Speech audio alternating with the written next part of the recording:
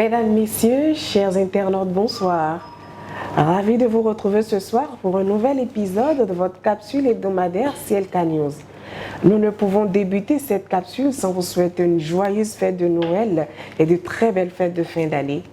Comme annoncé au cours de notre précédent épisode, notre thématique de ce jour portera sur les implications de la création d'entreprises. Nous retrouvons donc à nouveau Maître Lassine Katan Camara pour un échange que nous espérons enrichissant pour vous, au propre comme au figuré. Bonsoir Maître. Bonsoir Linda. Bonsoir chers internautes. Alors Maître, dites-nous, quel est donc l'intérêt d'opter pour la création juridique d'une entité au lieu de rester dans l'informel? Alors, je crois qu'on peut dire, avec toi d'ailleurs, parce que tu as espéré que ces échanges soient enrichissants au propre comme au figuré. Donc on peut dire l'intérêt de quitter le secteur informel pour venir dans le secteur formel, c'est de pouvoir s'enrichir. Parce qu'une entreprise qui reste dans le secteur informel, naturellement, ne peut pas adopter le mode moderne de gestion optimum. Elle ne peut pas faire appel au crédit, qui est le mode de financement des entreprises.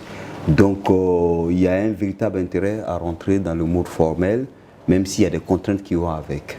D'accord. Alors, Maître, on constate de nos jours que ce qui fait le plus peur aux entrepreneurs, c'est la pression fiscale. Donc, dites-nous, quelles sont les réelles implications fiscales d'une création d'entreprise? Alors la création d'entreprise, effectivement, a plusieurs implications, dont celle fiscale, celle sociale. Je ne sais pas si on en a déjà parlé dans l'épisode précédent. Ah, on va y arriver, d'accord. Donc je vais me limiter à parler de la question de la pression fiscale. La pression fiscale peut être gérée. Et de toute façon, comme citoyens, nous avons un devoir citoyen de contribuer, on va dire, à l'œuvre commune. Il faut que nous puissions financer nos écoles publiques, que nous puissions financer les autoroutes, etc. Et c'est à ça que servent les impôts.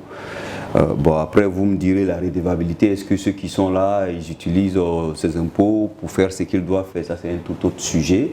Mais il faut payer ces impôts pour faire son devoir citoyen, pour pouvoir être à l'aise soi-même. Et donc cette pression fiscale peut être gérée ensuite parce que vous avez des niches fiscales qui existent, où il y a des exonérations. Figurez-vous que les gens ne le savent pas assez, mais par exemple, le secteur de la microfinance est exonéré d'impôts.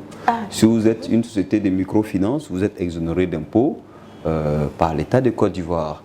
Après, nous avons comme avocat d'affaires différents mécanismes pour faire de telle sorte que l'entreprise que vous créez puisse bénéficier d'exonération d'impôts au démarrage de son activité, simplement parce que c'est une création d'activité dans certains secteurs d'activité, etc., etc. Donc il ne faut pas fuir la création d'entreprise simplement parce qu'on a peur de la pression fiscale. Il faut y venir et se faire entourer par de bons conseils qui peuvent vous permettre de réduire ou de gérer cette pression fiscale-là. D'accord, Maître. Alors, on n'en parle pas autant que de la fiscalité, mais comment intervient le volet social et quels en sont les avantages liés? Alors, le volet social également est une autre forme de pression. Comme tu le dis si bien, Linda, on n'en parle pas suffisamment parce que ce n'est pas suffisamment connu ou parce que, par dessein ou dans l'ignorance, les gens essaient d'oublier le volet social, mais le volet social est extrêmement important. Parce que quand nous parlons de volet social, nous ne parlons de rien d'autre que de la CNPS. Lorsque vous embauchez quelqu'un, vous lui faites son contrat de travail, qu'il soit à durée déterminée ou à durée indéterminée, qu'il soit à durée déterminée à terme précis ou à terme imprécis, il faut le déclarer à la CNPS. Et cette personne déclarée à la CNPS va pouvoir profiter de cotisations que vous, l'employeur, vous allez payer pour que lorsque la personne va à la retraite, arriver à l'âge de la retraite, elle puisse avoir, on va dire, un certain revenu. Et ça coûte un peu d'argent. Ça coûte un peu d'argent, mais l'entreprise doit pouvoir le supporter. Il doit le supporter parce que le capital humain est, à mon avis, la première richesse d'une entreprise. Et donc, investir dans son collaborateur, dans son employé, pour son lendemain, permet à celui-là de donner le meilleur de lui. Voilà. Ça, on ne devrait pas faire l'économie sur ça. Et bon, je ne vais pas me faire le moralisateur, le donneur de leçons, mais on sait que dans ce pays-là, pas mal de gens emploient des gens pendant de longues années sans les déclarer à la CNPS. C'est pas très sérieux et de toute façon, c'est pas très malin parce qu'un employé comme celui-là, vous ne pourrez rien en tirer.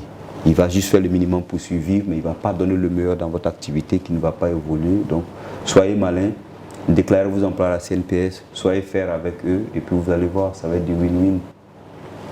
D'accord, maître.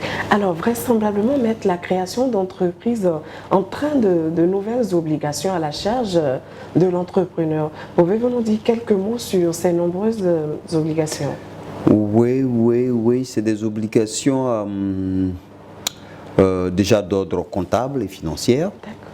Ensuite, on va parler des obligations d'ordre juridique, qui relèvent du secrétariat juridique. Lorsque vous créez votre société, votre SARL par exemple, vous êtes obligé chaque année de déposer des états financiers de synthèse aux impôts.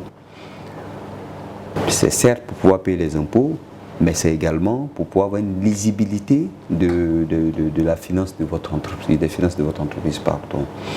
Et donc ça, c'est des obligations d'ordre financier et comptable. Et la chose devient un peu plus complexe lorsque c'est un groupe de sociétés, notamment des sociétés étrangères et tout ça. Vous êtes obligé après de faire un compte consolidé pour le groupe de sociétés et tout. Donc ça, c'est des obligations vraiment d'ordre financier et comptable. Donc, je veux dire, quelqu'un qui est dans l'informel ne tient pas de comptabilité. Il a peut-être son petit cahier puis c'est dans sa poche. Mais pour une société, il faut vraiment tenir une comptabilité de façon régulière. Deuxièmement, vous avez ce qu'on appelle le secrétariat juridique des sociétés qui vous oblige à faire des assemblées générales, par exemple, pour statuer sur le compte annuel, pour dire, bon, cette année, on a fait 100 millions de chiffre d'affaires. C'est ça que je vous souhaite. Et les 100 milliards de chiffre d'affaires qu'on a fait, voici les charges, voici les bénéfices, et nous affectons ça en réserve et nous faisons de la distribution de dividendes. Ça, c'est le secrétariat juridique qui vous permet de faire ça. Et après, il faut pouvoir renouveler le mandat du gérant, il faut pouvoir autoriser telle session, etc., etc. Tout ça, c'est dans le cadre d'une société. Mais il ne faut pas le voir en contrainte, il faut le voir, on va dire, en mode d'organisation, en ordre,